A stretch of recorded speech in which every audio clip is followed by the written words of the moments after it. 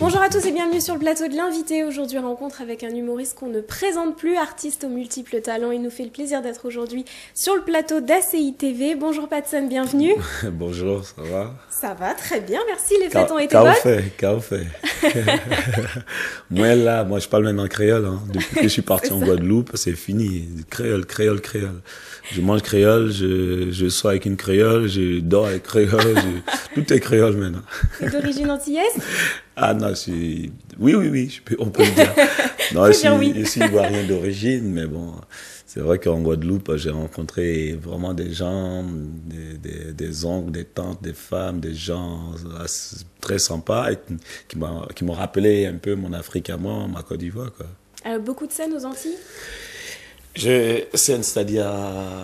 Pour votre show, spectacle. Ouais, j'ai joué à Basse-Terre, mais c'est tombé dans une période où tout le monde chante Noël. Je savais pas cette tradition de chanter Noël pendant un an. Les Noirs, ils chantent Papa Noël pendant un an. Peut-être plus ils vont chanter, plus ils vont avoir des cadeaux, je sais pas, mais partout ça chante Noël. Et les deux scènes à Basse-Terre, ça s'est très bien passé. Ceux qui sont venus ont eu des privilèges parce que c'était un gros show. Et vraiment, je remercie, je salue toute la Guadeloupe, tout le monde, quoi. C'était vraiment un show et je compte retourner. Pour les vacances? En grande terre. Non, pour le travail. Pour aller en vacances. Moi, je vais pas en vacances aux Antilles, je vais vraiment pour le travail et puis je vais voir les frères, les sœurs là-bas, ceux qui vont à la mer, les pieds, les cocotiers. Ça, c'est l'image qu'on donne des Antilles, mais c'est pas ça. Il y a le travail. Très bien, alors on a 12 minutes pour parler un petit peu de votre parcours. Ah, ça va être court, intense. Alors c'est un secret pour personne, on vous avez découvert lors du Jamel Comedy Club. Quelle expérience vous en gardez vraiment? Quel souvenir? On m'a découvert, au niveau médiatique, c'est vrai que c'est Jamel Comedy Club qui m'a montré au grand public, mais je jouais avant. Je faisais des shows et le souvenir, c'est inoubliable. C'est Jamel, c'est un frère. Vous êtes toujours en contact? Tout récemment, j'étais à Nantes, on était ensemble, il était aux Zénith de Nantes, je suis venu taquiner un peu. Moi, j'aime bien le taquiner et c'est un frère toute ma vie. Je remercierai ce bonhomme, c'est un vrai. Voilà, c'est un ami. Alors c'est vrai qu'on n'oublie pas d'où on vient et finalement aujourd'hui vous avez créé un spectacle révélateur de talent aussi qui s'appelle le Top Show, il me semble. Oui, et le Top Show c'est pour aider. J'ai toujours aidé, depuis 95, 96, j'ai des associations, j'aide les gens. Et moi, je crois que dans la vie c'est ça, quand on vous aide, Jamel m'a aidé, d'autres personnes m'ont aidé jusqu'à ce que je sois ce que je suis aujourd'hui et ça continuera. Donc il faut aider les jeunes. Je vais dans les quartiers, on monte des spectacles sur 2-3 mois, on prend des jeunes qui ne savent pas chanter, danser, on fait danse. Alors c'est pas seulement de l'humour finalement. Danse, humour, chant, graphe. Il y a des jeunes qui n'ont pas le côté artistique, mais non, ils sont assistants production, la communication. On vous monte vraiment un spectacle du début jusqu'à la fin. Dans les villes, on a fait La les Roses, Épinay, Creil, on a fait Poissy. Là, on est en train de travailler pour Sarcelles et Villiers-le-Bel. Voilà. Donc, c'est dans les villes, les villes nous appellent et puis on montre que dans les villes, il y a une métissage culturelle et il faut mettre en œuvre, quoi. Et quel est votre rapport avec ces jeunes-là? Vous leur donnez des conseils? Dur. Je donne des conseils, oui, c'est très dur. Parce que j'étais éducateur avant. J'ai été éducateur, PJJ, donc pour moi, les jeunes même, parce que je suis vrai avec eux, je leur dis la vérité. Et on filme tout. C'est-à-dire, pendant la préparation des 3 mois, tout ce qu'on a filmé, on le montre le jour du spectacle. C'est-à-dire, il n'y a pas de montage, tout est clair. Si on s'engueule, on le montre. Si on sent pas, voilà, pour que les gens soient dans le vrai. On ne dit pas, oui, on a pris l'argent de la mairie pour... Je n'aime pas les assister. J'aime que les gens travaillent pour avoir le bien. Moi, j'ai travaillé pour être là aujourd'hui. Je veux que les jeunes aussi travaillent pour être là. Et ils ont du talent. Donc, je mets la pression. Le jour du spectacle, c'est un gros show de 2 heures, 3 heures sur scène. Où moi, je suis animateur, je présente. Je suis MC. Et les jeunes, c'est leur talent qui fait la différence. Mais c'est un buzz actuellement. Tous les jeunes, du coupé décalé, machin, tout passe, quoi. Et est-ce que vous avez des artistes qui sont plus ou moins connus, qui sont passés par chez vous? On a relevé un jeune de Poissy qui s'appelle Médir, qui a un test, il écrit très bien, il chante très bien. Et j'ai pris contact avec un jeune chanteur de Marseille pour qu'il passe un duo ensemble. Je suis en train de chercher vraiment un duo, peut-être Kenza. J'ai contacté Soprano que je connais bien, mais actuellement il est tellement pris sur des projets.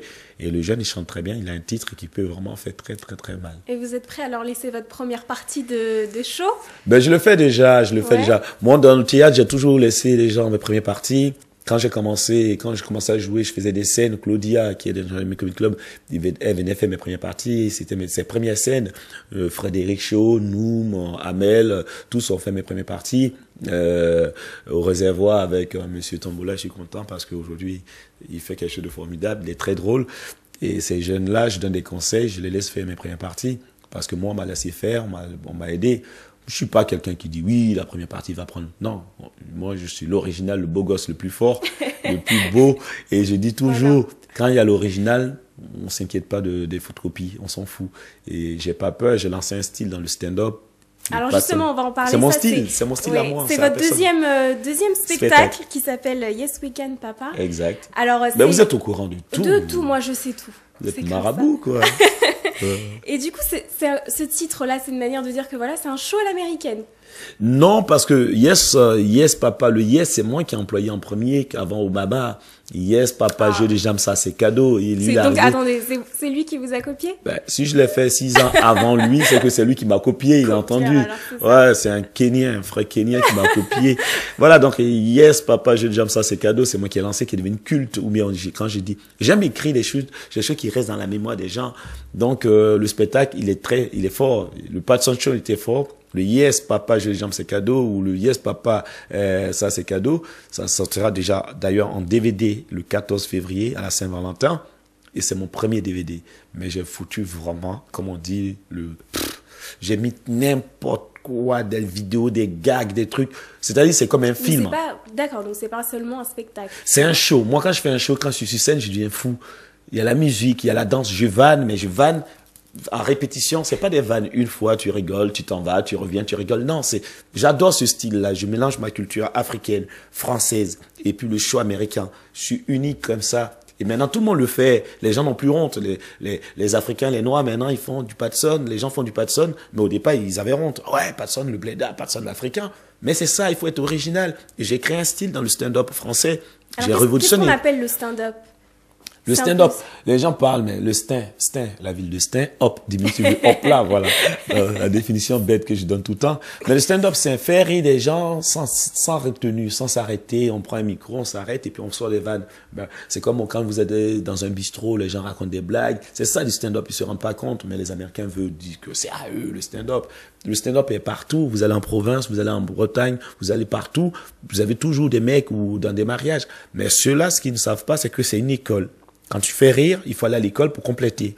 C'est pas parce que tu fais rire des amis que tu es drôle, que tu es comique. Non, c'est un métier. Moi, je l'ai appris ici. Je suis allé au Canada. C'est un vrai métier. Dans l'écriture, la manière de se mettre sur scène, la manière de pouvoir rebondir dans la salle si quelqu'un sort quelque chose, de l'utiliser sans être méchant, sans vexer les gens, sans blesser les gens. C'est un métier, on apprend.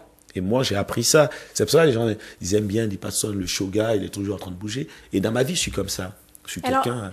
un show. L'écriture, ça se passe comment? Vous écrivez vos textes et vous les testez un peu sur tout le monde ou J'ai une stratégie d'écriture, c'est ce que non, je teste tout le monde. Ma famille ne rigole pas souvent. Ma mère, quand je commence, elle dit commence pas, commence pas, tu vas pas me faire rire. Voilà, je fais pas rire. Mes parents ne rigolent pas.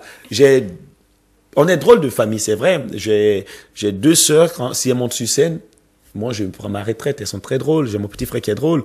Mais nous, on a toujours été comme ça. Dans la misère, tu rigoles, tu peux oublier tes soucis. Et ça nous a forgé une image. Et toute la famille est comme ça. Mon oncle, mes tantes, on se donne des concours. Et moi, quand j'écris, j'ai ma touche à moi. Et c'est pour ça, dans les talk shows, j'apprends aux jeunes comment ils doivent écrire, comment ils doivent poser. Moi, c'est pas les paragraphes qui doivent être drôles. C'est le mot, chaque mot doit être drôle. Et le gestuel, la manière de le faire, quoi. Et j'adore faire rire les gens. J'adore amuser, j'adore faire des gags. Même dans le Jamel Comedy Club, jamais pousser Jamel à bout, l'énerver. Sur le DVD du Jamel Comedy Club, à un moment, il balance une banane et c'est nous qui prend en pleine poire. C'est moi qui ai énervé Jamel, monté. J'aime taquiner. Et il n'aime pas qu'on le taquine, Jamel. Pourtant, il aime taquiner les gens. C'est ce qui me plaît en lui. Et j'aime être drôle quand j'écris, je vais voir des gens, j'aime aller vers les gens, voir d'autres cultures. Et maintenant, des gens m'écrivent, me disent, Patson, va dans notre communauté. Les Comoriens m'ont demandé, les Turcs m'ont demandé, je l'ai mis dans le spectacle. Là, il y a des Bosniaques qui me demandent, des Roumains. J'ai mis, des amis roumains m'ont demandé, je vends des Roumains. Alors comment ça se passe? Vous êtes sans arrêt en train de regarder ce qu'ils font, d'analyser, puis... C'est ça la richesse culturelle. C'est d'aller vers d'autres cultures, aller voir d'autres personnes, et puis discuter, échanger. C'est pas tu restes dans ton coin, Mais non. finalement, l'humour est très différent selon les pays, les communautés. Oui, mais l'humour reste, c'est quand tu arrives, même si c'est en anglais, il rigole, tu rigoles. On rigole des mêmes choses, mais c'est la manière de raconter, la manière de le jouer. Mais pour moi, l'humour est pareil partout.